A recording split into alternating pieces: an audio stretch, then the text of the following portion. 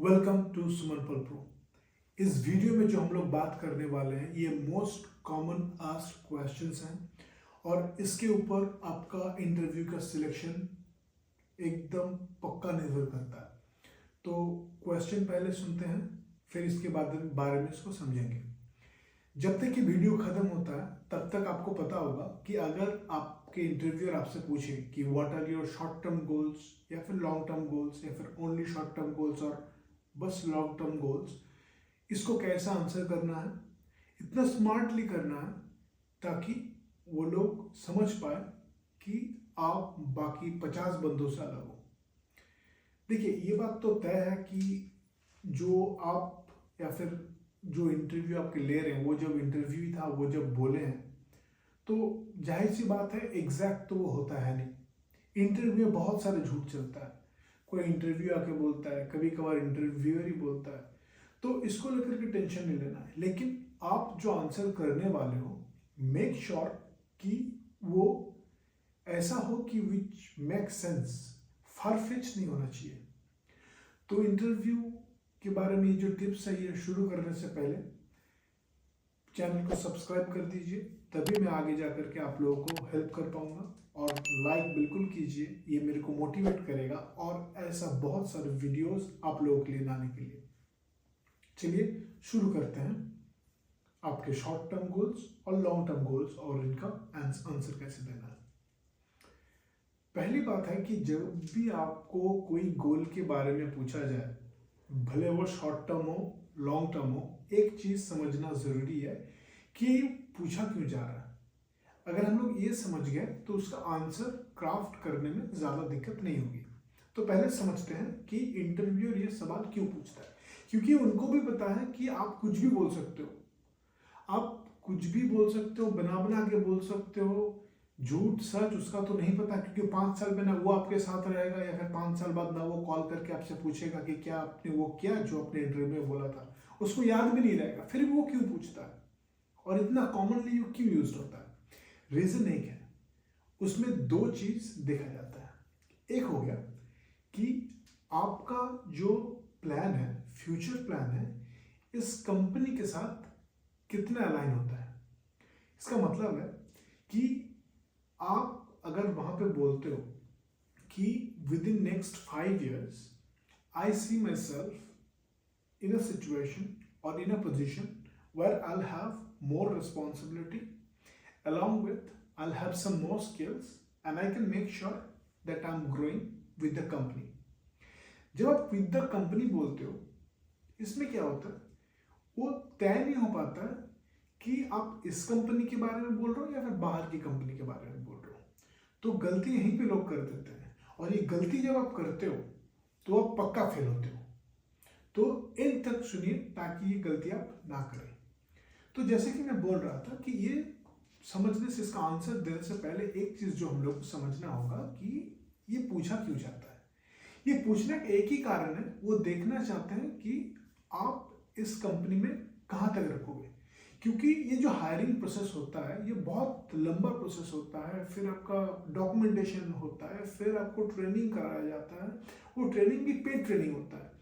तो जो पूरा प्रोसेस है, जब वो लोग इन्वेस्ट करते हैं तो सोच समझ के सही बंदा चुनने के बाद ही करते हैं। वो आप जो बोल रहे हो आपका प्लान है, वो जज तो वो नहीं कर सकते, ना ही वैलिडेट कर सकते हैं, क्योंकि वो आप फ्यूचर में करने वाले हो। लेकिन आपका आंसर ऐसा होना चाहिए कि वो फारफेच भी ना लगे, थोड़ा रियलिस्टिक लगे। तो ये रियलिस्टिक कैसे लगवाना है वो मैं आपको बताता हूँ। देखिए, इसमें दो चीज आपका जज होता है। नंबर 1 कि आप कितना लॉन्ग टर्म में चाह रहे हो कि इस कंपनी के साथ काम करना, और दूसरा जज होता है कि आप कितना सेल्फ मोटिवेटेड या फिर एस्पायरिंग हो कि आप जाकर के तरक्की करोगे। ठीक है, ये दो चीज देखा जाता है। पहले को अगर आपको एड्रेस करना है कि आप इस कंपनी के साथ कितना दिन रहोगे, तो अगर आप डायरेक्टली बोलेंगे मैं देखता हूँ चलिए कि 5 साल में मैं इसी कंपनी में रहूंगा, मेरा हायर डेजिग्नेशन रहेगा, हायर सैलरी रहेगी, ठीक है, ये बहुत लोगों ने बोला है। लेकिन ये अगर आप डायरेक्टली बोलते हो तो ये हमेशा गलत लगता है। गलत क्यों लगता है? क्योंकि ऐसा नहीं होता है। अगर आप किसी को बोलोगे मैं इसी कंपनी में 5 साल रहूंगा, ये बहुत फारफेच लगता है। ये ऐसा होता है ना कि अगर आप किसी के मुंह पे बहुत अच्छा अच्छा बोल रहे हो, वैसा साउंड होता है। तो आपको स्मार्टली खेलना है, आपको ऐसा खेलना है। आप ऐसा बोल सकते हो कि मान लीजिए कि अगर आप एक रोल के लिए वहां पे गए हो, आप डेफिनेटली जाने से पहले आपने देख लिया है कि कंपनी करती क्या है, कौन से स्किल सेट इसके आगे में रिक्वायर होगा। आप जिस पोजीशन के लिए अप्लाई कर रहे हो उनके लिए स्पेसिफिक सेट ऑफ स्किल्स है, और उसके मैनेजर लेवल के लिए स्पेसिफिक सेट ऑफ है, उसके ऊपर अगर जाते हो उसके ऊपर स्पेसिफिक सेट ऑफ स्किल्स है। तो आपको क्या करना है, आपको जो बोलना है वो है कि आप जो पोजीशन में अप्लाई कर रहे हो उसके आगे आगे का जो पोजीशन है, ठीक है, वो सब प्रोफाइल्स ढूंढो लिंक्डइन में, ठीक है। फिर देखो उन लोगों के रेस्पॉन्सिबिलिटी में क्या क्या दिया हुआ है, स्किल्स में क्या क्या दिया हुआ है, ये आप ढूंढ के रख लो। वो 3-4 स्टेप में आप रख लो। फॉर एग्जाम्पल मान लीजिए कि इनिशियल लेवल पे अगर आप मार्केटिंग का करते हो, सोशल मीडिया एग्जीक्यूटिव हो, सोशल मीडिया एग्जीक्यूटिव क्या करेगा, वो पहले तो बात है कि वो एक सोशल मीडिया का पोस्ट लेगा, पोस्ट लेकर के उसको कैलेंडर में शेड्यूल करेगा, पोस्ट डिस्क्रिप्शन लिखेगा, वो भेजेगा मैनेजर को अप्रूवल के लिए, अप्रूवल आएगा फिर वो पोस्ट करेगा। तो पूरा कैलेंडर बनाने में इनका कोई हाथ नहीं रहता है। तो नेक्स्ट लेवल में अगर आपको जाना है तो आप क्या बोलोगे कि currently I am working as a social media manager, but going forward I see myself doing little more about strategizing things where I can plan my calendar on my own based on the company requirement as well as company need, and I would be able to manage them on my own. तो आपने एक step अपने आप को बढ़ा लिया। अगर मान लो कि ये आपने 1 साल में कर दिया, फिर 1.5 साल में कर दिया, और अगर आप सोच रहे हो कि और 1 साल का आगे करना है, तो फिर आपको कहाँ लेके जाना है। Next I expect that I be managing a team and I also be taking care of new verticals, maybe apart from social media I be taking care of social search engine marketing और maybe search engine optimization. तो आपको ये नहीं बोलना है कि मेरे को मैनेजर बनना है, आपको बोलना है वो सब रोल मेरे को करना है, ठीक है। तो स्ट्रैटेजी वही रहेगी। इंस्टेड ऑफ टेलिंग कि मेरे को मैनेजर बनना है, सीनियर मैनेजर बनना है, जीएम बनना है, ये बनना है, बीबी बनना है, वो मत बोलिए। आप बस उनका रिस्पॉन्सिबिलिटी का एक लिस्ट बना लीजिए कि उस ऑर्गेनाइजेशन में उस लेवल पे कौन क्या काम कर रहा है, बस उस काम को ऐड करते जाइए। इससे 2 चीज होगा। एक चीज आप इनडायरेक्टली बोल दोगे उनको कि मैं काम करना चाहता हूं, मैं सीखना चाहता हूं, ग्रेजुअली बहुत सारा काम करना चाहता हूं। तो जैसे आप वो ऐड करते जाएंगे तो आपका उसका इक्विवेलेंट डेजिग्नेशन भी हो जाएगा। तो आपका नजर डेजिग्नेशन में वो दिखाना नहीं है, आपको बोलना है रिस्पॉन्सिबिलिटी में। अगर मान लीजिए आप एंट्री लेवल में जा रहे हैं, अगर आप उनको बोलते हैं कि चलो next 5 years I see myself that I take care of the entire marketing vertical, where I'll be setting up the channels, I'll be taking care of the overall marketing budget, and I will allocate them budget based on the requirement and everything. आप directly बोल नहीं रहे हो कि आप marketing head या फिर digital marketing head ऐसा कुछ बनना चाह रहे हो, आप ये बोल रहे हो कि I will take up this responsibilities, it has a positive ring. आपको ये बोलना है, आपको ये नहीं बोलना है कि I want to be the marketing head, digital marketing head और मैनेजर, डजंट रियली मैटर। तो आपको एंगल थोड़ा डिफरेंट लेना है। ये गया आपका पहला चीज जिस बारे में हम बात कर रहे थे। इसका एक एस्पेक्ट हो गया जिसमें आपने उनको बताया कि मैं आगे बढ़ना चाहता हूँ, मैं कुछ करना चाहता हूँ, मैं बहुत सारी चीजें सीखना चाहता हूँ। नेक्स्ट चीज जो है वो जो यहाँ पे बात करेंगे वो हो गया कि चलो आप सीख तो बहुत कुछ लिए, अब आप में वो एंथुजियाज्म है कि नहीं ताकि आप कुछ करोगे, कुछ दिखाओगे। देखिए कोई भी इंटरव्यू में जब आप जाते हैं यहाँ पे 2 चीजें रहती है, एक हो गया आपका कैपेबिलिटी, एक हो गया आपका कमिटमेंट। कैपेबिलिटी आपने बता दिया कि मैं ये करना चाहता हूँ, उसमें कोई प्रॉब्लम नहीं है। अब आपका है कमिटमेंट। जब कमिटमेंट की बात आती है तब क्या आती है, आप अगर आपका शिफ्ट टाइमिंग 10 बजे से 7 बजे तक है, क्या आप 8 बजे तक रुकोगे? चलो 1 दिन रुकिए, क्या आप 7 दिन रुकोगे? चलो कोई नहीं, 7 दिन कर लिया, अगर 2 महीना होगा तो आप करोगे। आपका काम अगर पूरा भर गया है, if your plates are full in terms of the work and the errands you run every day, will you take up another set of responsibility? तो ये सारी चीजें आ जाती है कमिटमेंट में। कमिटमेंट में क्या होता है, उसमें आपको स्ट्रेच करके देखा जाता है कि आप करने क्या वाले हो और आप कर क्या सकते हो। अगर आपको बोला जाए आपको स्ट्रेच करना है, इतना ज्यादा काम करना है, वीकेंड्स में आपको हो सकता है आना पड़े, हो सकता है कॉल लेना पड़े, may be the leadership will might get into a call whenever they want, ये सारी चीजें आपको बोली जाएंगी, या फिर हो सकता है सच में करना पड़े। तो मेक श्योर कि आपका जो लॉन्ग टर्म गोल है इसमें वो दो चीज का ब्लेंड होनी चाहिए। दैट शोज कैपेबिलिटी, जो आपका दिखाएगा कि आप कितना आगे बढ़ना चाहते हो, नया नया चीजें सीखना चाहते हो, नया कुछ करना चाहते हो। और एक चीज हो गया कमिटमेंट। कमिटमेंट बोले तो आप gradually you are taking ownership of different things, different tasks from your team, maybe additional responsibilities, and you'll be performing them really well. ये हो गया आपका कमिटमेंट।